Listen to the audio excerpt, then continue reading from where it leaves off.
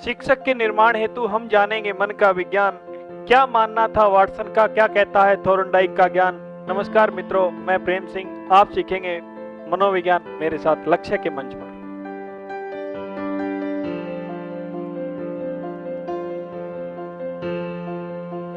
नमस्कार, तेज हरियाणा की फटाफट 25 खबरों के बुलेटिन में आपका स्वागत है। दोस्तों, आज है 15 फरवरी, दिन सोमवार। पेश है हरियाणा की सुबह की टॉप 25 खबरें। आपसे एक गुजारिश है, यदि आपने अभी तक भी चैनल को सब्सक्राइब नहीं किया तो सब्सक्राइब जरूर कर ले। तो चलिए बढ़ते हैं खबरों की ओर। किसान आंदोलन का आज 82वां दिन। टिकैत का केंद्र सरकार पर हमला। कहा, सरकार किसी की भी हो, किसानों की पॉलिसी पर तो हम ही बात करेंगे। किसान आंदोलन यानी रविवार को 81वें दिन में पहुंच गए। इसी बीच भारतीय किसान यूनियन के नेता राकेश टिकैत ने हरियाणा के करनाल में आयोजित किसान महापंचायत में केंद्र सरकार पर जमकर हमला बोला। उन्होंने कहा कि अभी जवानों और किसानों ने कानून वापसी का नारा लगाया है, हमने गद्दी वापसी का नारा नहीं जड़ा। सरकार आप बनाते रहो, चलाते रहो, सरकार किसी की भी हो, हम सरकार से किसानों के लिए पॉलिसी पर बात करेंगे। वहीं हरियाणा के कृषि मंत्री जेपी दलाल ने विवादास्पद बयान दिया। उन्होंने कहा कि अगर किसान घर पर होते तो उनकी मौत नहीं होती क्या? 6 महीनों में 200 लोग भी नहीं मरेंगे। किसानों की मौत उनकी इच्छा से हुई है। हालांकि बाद में दलाल ने सफाई भी दी कि उनके बयान को तोड़ मरोड़ कर पेश किया गया। उधर दिल्ली में 26 जनवरी की हिंसा और फिर आंदोलन स्थलों पर हुई पत्थरबाजी के बाद किसान संयुक्त मोर्चा ने अंदरूनी निगरानी बढ़ा दी है। इसके लिए 150 के करीब वॉलेंटियर लाठी और वॉकी टॉकी के साथ जगह जगह तैनात किए गए हैं। वहीं दूसरे दिन ट्रैफिक व्यवस्था भी संभालते हैं। पिछले दिनों बंद रहे इंटरनेट को देखते हुए व्यवस्था के लिए कम्युनिकेशन सिस्टम दुरुस्त किया गया है। दूसरी ओर तीनों कृषि कानूनों की मांग को लेकर कुंडली बॉर्डर पर बैठे किसान अब सरकार पर दबाव बनाने के लिए 18 फरवरी को देश भर में रेल रोको आंदोलन करेंगे। ऐसे में रेलवे प्रशासन ने सोनीपत रेलवे स्टेशन परिसर और रेलवे ट्रैक पर सुरक्षा बढ़ा दी है। 2 रिजर्व बटालियन भी बुलाई गई हैं। 4 घंटे के लिए रेल रोको आंदोलन को लेकर भी रणनीति बनाई जा रही है। धरना स्थलों पर बैठे किसान आंदोलन को लेकर सरकार पर दबाव बढ़ाने के लिए तेज करने की रणनीति बना रहे हैं। भारतीय किसान यूनियन के नेता राकेश टिकैत ने एक बार फिर से कहा है कि केंद्र सरकार के विवादित कृषि कानूनों का विरोध तब तक तेज होगा जब तक किसानों की मांगें नहीं मानी जाती। टिकैत ने कहा कि गर्मियों में धरना स्थलों पर टिकने के लिए किसानों को एसी और कूलर की जरूरत पड़ेगी। ऐसे में सरकार को बिजली कनेक्शन देने चाहिए, नहीं तो जनरेटर लगाने पड़ेंगे। जिस तरह लोग हमें पानी उपलब्ध करा रहे हैं उसी तरह से जनरेटर का डीजल भी मुहैया हो पाएगा। किसान नेताओं का दावा, 26 जनवरी के ट्रैक्टर मार्च में शामिल 16 किसान अभी भी लापता, जबकि करीब 122 किसानों को गिरफ्तार किया जा चुका है। सिंघू बॉर्डर पर चर्चा में किसान नेता कुलदीप सिंह ने किला हिंसा को साजिश बताया है। पिज्जा शॉप से छुट्टी के बाद निकले 3 युवकों के शव मिले। मृतकों में 2 रिश्ते में भाई। बड़ा सवाल, हत्या या हादसा। हरियाणा के करनाल जिले में रविवार की सुबह एक दिल दहलाने वाली घटनाक्रम सामने आई है। 3 युवकों के शव बरामद हुए, लेकिन अभी तक यह पता नहीं चल पाया कि यह हादसा हुआ था या फिर इनकी हत्या की गई है, क्योंकि तीनों के सिर पर चोट के भी निशान मिले हैं। तीनों मृतक करनाल के असंध क्षेत्र स्थित कबूलपुर खेड़ा गांव निवासी बंटी और अक्षय व रविंदर के तौर पर पहचाने गए हैं। मृतकों में दोनों रिश्ते में भाई थे। तीनों पानीपत के मतरोडा स्थित पिज्जा शॉप पर काम करते थे। तीनों युवकों की उम्र 22 से 23 साल बताई गई है। राहगीरों ने तीनों के शव पड़े देखे तो पुलिस को खबर दी। फिलहाल पुलिस इस पूरे मामले में जांच में जुटी है। जींद में नहर में गिरा बच्चा बचाने के लिए मां और चाची भी कूदी। एक को बचाया लेकिन 2 की मौत। हरियाणा के जींद जिले के उपमंडल सफेदों के गांव अंटा में खेलते खेलते एक बच्चा नहर में गिर गया। उसे बचाने के लिए मां और चाची कूदी, लेकिन वे भी पानी के तेज बहाव में बह गई। हादसा हांसी भुटाना ब्रांच नहर में हुआ। हादसे की खबर पूरे इलाके में आग की तरह फैल गई। घटनास्थल पर लोग जमा हो गए। बच्चे के परिजन भी मौके पर पहुंचे। पुलिस को भी हादसे की खबर दी गई। इसके बाद सभी ने अपने स्तर पर तीनों की तलाश की है। राकेश टिकैत बोले, आंदोलन नहीं वैचारिक क्रांति शुरू हुई। चंडोनी ने डिप्टी दुष्यंत को कहा जनता का गद्दार। भारतीय किसान यूनियन के राष्ट्रीय प्रवक्ता राकेश टिकैत ने रविवार को करनाल में किसान महापंचायत में केंद्र सरकार पर जमकर निशाना साधा। उन्होंने कहा कि कृषि कानूनों के विरोध में आंदोलन नहीं बल्कि वैचारिक क्रांति शुरू हुई है। यही विचारों से ही खत्म होगी। सरकार यदि मामला सुलझाना चाहती है तो अपना नंबर दे, हमारे नेता बात कर लेंगे। किसान नेता ने कहा कि एमएसपी पर कानून बनेगा तो पूरे देश को फायदा होगा। केंद्र सरकार को तीनों कृषि कानून वापस लेने चाहिए। उधर हरियाणा प्रदेश अध्यक्ष गुरनाम चंडोनी ने डिप्टी सीएम दुष्यंत चौटाला को जनता का गद्दार करार दिया। करनाल जिले के कस्बा इंद्री की अनाज मंडी में ये महापंचायत हुई थी। इसमें भारतीय किसान यूनियन के राष्ट्रीय प्रवक्ता राकेश टिकैत, गुरनाम सिंह चड्डोनी, पंजाब के बलवीर राजेवाल समेत बड़े नेता पहुंचे थे। कृषि कानूनों के विरोध में आंदोलन नहीं बल्कि वैचारिक क्रांति शुरू हुई है। विचारों से ही खत्म होगी और मामला सुलझाना चाहती है सरकार तो वो अपना नंबर दे दे, ये तमाम नेताओं का कहना है। अगले 6 दिन तक बंद रहेगा नीलम पुल। हाईवे से एनआईटी आने जाने के लिए वैकल्पिक रास्तों का प्रयोग करे फरीदाबाद की आवाम। हरियाणा के फरीदाबाद जिला वासियों और अन्य जिलों से शहर जाने वाले लोगों के लिए बड़े काम की ध्यान देने योग्य खबर है। नेशनल हाईवे से एनआईटी को जोड़ने वाले नीलम पुल अगले 6 दिनों के लिए बंद रहेगा, क्योंकि 5 महीनों वाले हुए अग्निकांड में क्षतिग्रस्त हुए 4 पिलरों की मरम्मत को पूरा हो गया है। अब उसमें बैरिंग बदली जानी है ताकि पुल का बैलेंस ठीक किया जा सके, इसलिए पुल को बंद किया गया है।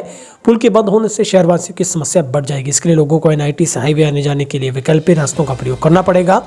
नगर निगम अधिकारी ने ट्रैफिक पुलिस को पत्र लिखकर पुल को बंद करने का अनुरोध किया है। दोस्त को वीडियो कॉल कर गुरुग्राम के 24 साल के युवक ने लगाई फांसी। हरियाणा के गुरुग्राम जिले में 24 साल के युवक ने दोस्त को वीडियो कॉल किया। 10 से 15 मिनट तक बात करने के बाद युवक ने दोस्त के सामने ही फांसी का फंदा लगाकर आत्महत्या कर ली। हालांकि मृतक के दोस्त ने उसको रोकने का काफी प्रयास किया, लेकिन वो नहीं रुका। घटना के दौरान युवक के दोस्त ने गुरुग्राम में ही अपने दोस्त को उसके घर भेजा, लेकिन तब तक उसकी मौत हो चुकी थी। पुलिस को घटना की सूचना दी गई तो पुलिस ने मौके पर पहुंचकर शव को कब्जे में लिया। हालांकि युवक ने कोई सुसाइड नोट नहीं छोड़ा, लेकिन युवक का दोस्त इस बात से सदमे में है कि वह कुछ कर नहीं पाया। भारतीय किसान यूनियन ने पुलवामा में शहीद हुए जवानों की याद में निकाला कैंडल मार्च। सिंघू और गाजीपुर बॉर्डर पर भी पुलवामा शहीदों की याद में निकाला गया कैंडल मार्च। आंदोलनकारी किसानों ने दी श्रद्धांजलि।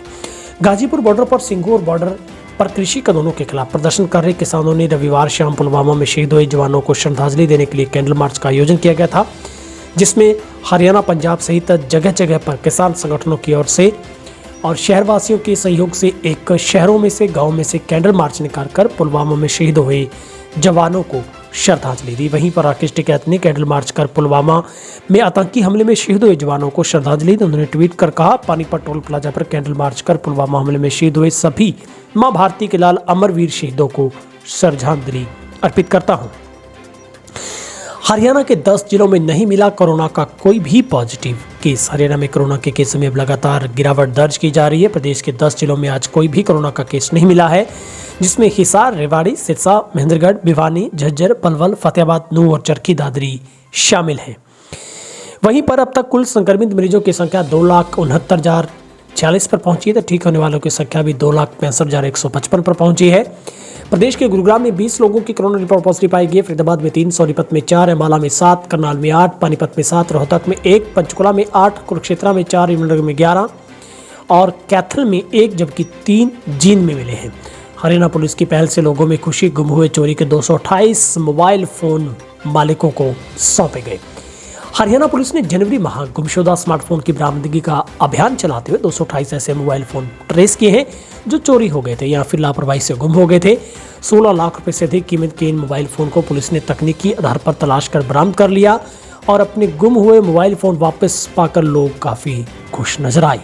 हरियाणा के शहर में छात्राओं को मिलेगा नया स्कूल। छात्राओं के लिए खुशखबरी है। बता दें कि हरियाणा के भिवानी जिले में इस साल के अंत तक राजकीय सीनियर सेकेंडरी स्कूल बनकर तैयार हो जाएगा। फिलहाल एक कन्या स्कूल है और वह 2 पारियों में लग रहा है। इसी स्कूल में 3,500 से अधिक छात्राएं पढ़ रही हैं। ऐसे में छात्रों को परेशानी का सामना करना पड़ता है। शहर में दूसरे कन्या वरिष्ठ माध्यमिक स्कूल की मांग होती रही है। अंबाला में दुकान का शटर तोड़ रिपेयरिंग के लिए आए 15 लैपटॉप चोरी, डीवीआर भी ले गए चोर। अंबाला शहर के जगाधरी स्थित गेट साई मार्केट में बनी श्री बालाजी कंप्यूटर दुकान से चोरों ने शनिवार रात को 15 लैपटॉप चोरी कर लिए। यह कंप्यूटर रिपेयरिंग के लिए आए ग्राहकों के थे। चोरों ने वारदात को अंजाम देकर शटर तोड़ कर पूरी घटनाक्रम को अंजाम दिया। इतना नहीं, वारदात को अंजाम देने के बाद चोर सबूत में डालने के लिए सीसीटीवी कैमरा का डीवीआर भी साथ ले गए। हरियाणा में कैंसर, किडनी व एड्स रोगियों को मिलेगी पेंशन। हरियाणा सरकार ने एचआईवी पीड़ित, कैंसर और किडनी के रोगियों को पेंशन सुविधा लागू करेगी। इस श्रेणी के रोगियों को बुढ़ापा पेंशन की तर्ज पर हर माह 22 रुपये की देने की योजना है। पहले चरण में एचआईवी एड्स रोगियों को इस सुविधा के दायरे में शामिल किया जाएगा। हरियाणा के सामाजिक न्याय एवं अधिकारिता विभाग ने सभी जिला सिविल सर्जनों से स्टेटस रिपोर्ट मांगी है। HIV पीड़ितों को पेंशन देने की योजना पर मंथन शुरू हुआ था, लेकिन बाद में मुख्यमंत्री ने अधिकारियों को कैंसर, किडनी रोगियों को भी पेंशन देने की योजना पर विचार करने के लिए निर्देश दिए। हरियाणा सरकार ने पिछले साल अप्रैल माह के दौरान इस योजना का ऐलान किया था। उसी समय कोरोना के कारण हुए लॉकडाउन के दौरान ये योजना लागू नहीं हो सकी। वहीं पर हरियाणा में मौसम को लेकर भी अपडेट है। मौसम वैज्ञानिकों की माने तो आने वाले समय में बरसात का मौसम नहीं बना रहा है। ऐसे में लगातार तापमान बढ़ता जाएगा। चौधरी चरण सिंह विश्वविद्यालय के मुताबिक राज्य में मौसम आमतौर पर 16 फरवरी तक परिवर्तनशील रहने की संभावना है। पश्चिमी विक्षोभ के आंशिक प्रभाव के कारण बीच बीच में बादलवाई हवा चलने और दिन के तापमान में हल्की कमी रहने से मगर 14 फरवरी से 16 फरवरी के बीच मौसम साफ व खुश्क रहने की संभावना है। जिस तरह से तापमान कभी बढ़ रहा है तो कभी घट रहा है, फसलों के लिए सही नहीं है। ऐसे में गेहूं की फसल पर चेपा बीमारी का प्रकोप हो सकता है। ऐसे में किसान अपनी फसलों की निगरानी करें। पिछले साल की तुलना में गेहूं के पौधों में बढ़ोतरी नहीं हुई है, जिससे किसान परेशान है, जहां पर किसानों को ध्यान रखने की जो सलाह दी गई है। चंडीगढ़ की हवा फिर खराब, धूप खिलने और कोहरा छाने से बढ़ने लगा प्रदूषण।